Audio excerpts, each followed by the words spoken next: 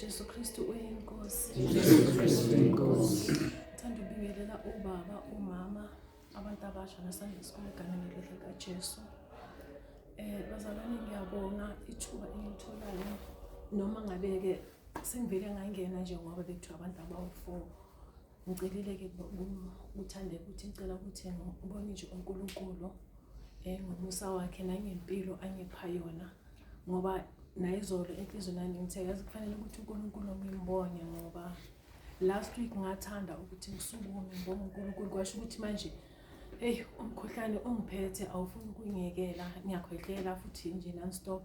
So ngathi akunandaba, mhlawumbe kule viki ngizolithola ithuba. So khona manje ngimelana ngizobonga uNkulunkulu kakhulu bazalwane. Last week njengoba sasihambile eRichards Bay la ngifuna ukuqala khona ukuthi uNkulunkulu wangenzela isimanga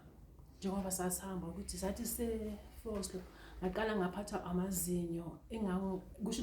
ngasuke ekhaya ngiphilile ngenalutho, angiphatha-ke lawo amazinyo sawufika eRichards Bay. Ngandlela wayebuhlungu ngakhona ukuba ngangumntwana mhlawumbe ngangizobe ngikhala, kodwa-ke uNkulunkulu wangenza ukuthi ngaqina. Ngathi uma ngifika eRichards Bay, hawu angazi ukuthi aphela nini amazinyo mangabe singabe sayithola ikhona. Kwavele kwathula, azange saqhubeka ukungiphatha. Emva kwalokho mangisahleli mase sesiyolala ngaqalwa isisu bazalwane. Hayi, isisu sangiqala kabuhlungu kabi ngoba sasingigijimisa nje ngiphuma ngingena ubusuku bonke, i-Friday na-Saturday ilanga lonke, nobusuku ba-Saturday na-Sunday noma sesibuya. Uba kuShelembe nkosana ngimhlupha ngithi ngicela ukuthi ame egarage ame. Bazalwane, ngiyambonga uNkulunkulu ngoba naye wangibekezelela ngoShelembe. Sahamba-ke saze sazofika ekhaya. Isisu sathi mangifika ekhaya-ke salala. The following day Monday savele sathula isisu kwaba sengathi manje ngiqamba amanga ukuthi bengiphethwe isisu ngigula. Kanti ngaze ngazibuza ngathi kusho ukuthi uSathane kahle kahle ubengafuni ukuthi ngihambe ngiye enkonzweni, ngoba vele nokuhamba kwami ke enkonzweni ngahamba ngifosta ngingazi ukuthi ngizohamba ngihlanganise nani ini ukuthi ngikwazi ukuthi ngiphumelele. Kodwa uNkulunkulu ngeviki lokugcina wangipha imali ukuthi ngikhona ukuthi ngihambe ngiye enkonzweni. Ngiyambonga uNkulunkulu bazalwane, ngithe angeke ngize ngihlale ngingambongi ngoba uNkulunkulu uyadinga ukuthi mangabe senzela izinto ezinhle simbonge. Ngimbongela le nto le uNkulunkulu. Noma ke futhi ke njengoba sengibuyile nje sengiqalwa umkhuhlane awufuni ukungiyekela, ngithe nje ayike angazi ukuthi kwenzakala ini. Ke mina-ke esikhathini esiningi bazalwane mina ngenye indlela mangiqala ngigula ngivele ngigula nje ngingazange sengikwenzakala ini, ngivele ngigijimelele phambili, ngivele ngizibone kahle ukuthi hayi kusho ukuthi manje sengisendleleni. Ngisho kanjalo bazalwane, futhi ngivume enhlizweni yami ngithi azi ukuthi noma ngabe kuthiwa-ke njengoba ngilibele phela ngiyagula angisindi,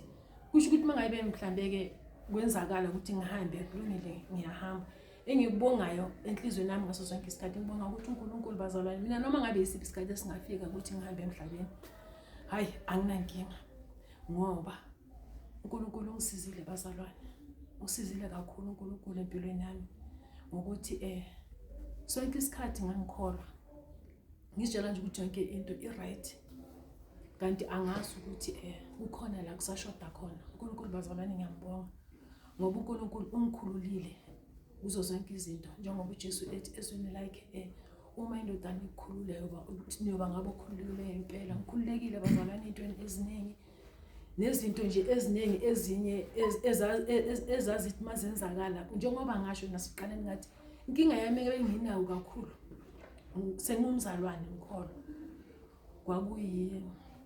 ulaka bazalwane benginalo laka lo engingalwazi futhi ulaka lo lokuhlanya yazi lolo laka lolo lube khona impilo yami yonke sengisindisiwe ngize ngaba ngcono khona manje ulaka laphuma njengoba nje sengene ekhaya lezwe ngobe khona ngibona ukuthi manje yazi uNkulunkulu uyayisebenza manje impilo yami yebo ngangisindisiwe ukusindiswa kuhle bazalwane ngiyasindiswa uma uqeda ukusindiswa kusuke kungaphelelanga bazalwane uyasindiswa usindiswa uNkulunkulu ekulanda ezintweni ebubini nakuyo yonke nje into akusindise ukuze ukuthi hayi ngisindisiwe so ngiyakwazi manje ukubona ububi ngoba uJesu makakusindisa ila uqala khona ukubona khona ububi bakho uthi la ngimubi kepha kusuke ngaphelelanga kusuke kusafanele ukuthi uNkulunkulu ayisebenza impilo yakho bazalwane akususe akukhiphe ezintweni ngaso sonke isikhathi akukhiphe kuzo zonke izinto ezingalunganga so ngambona uNkulunkulu angikhiphe ezintweni kodwa kukhona lokho kunye engihlulekayo ukuthi manje ngikwenze ngibona kahle ukuthi hayi angikho njengalo ulaka ezinye izinto uNkulunkulu wangisiza kakhulu uJesu ngisathi aqeda ukungisindisa kodwa hey bazalwane ulaka lubi bazalwane ulaka angifuni qamba amanga ulaka lubi lusathane ngalendlela lena engingayazi ngoba uma unolaka uyazi njengoba uNkulunkulu lithi umuntu kusho ukuthi ulaka luwunya ngamanye amagama kangangokuthi uma ngabe unolaka kwesinye isikhathi noma ukhulume ngolunya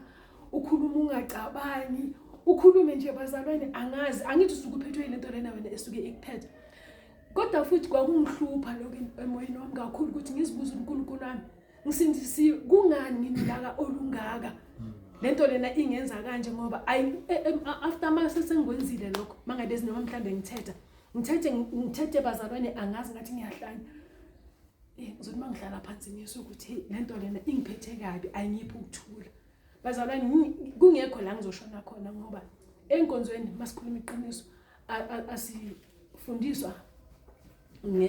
ngendlela ezifanayo mina kahle njengoba ngisho ngasindiswa isikhathi eside njengoba benginamaphutha amaningi kepha ngithe mangabe ngizohlangana noba kunzibande ekhaya lezwe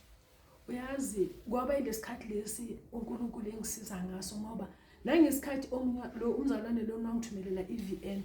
akangithumelelanga iVN ukuthi ngayilalela mhlambe amalanga amaningi wathi esaqala lapho ke wayengakhulumi ngento eziningi wayekhuluma ngokuthi umuntu uma emuhle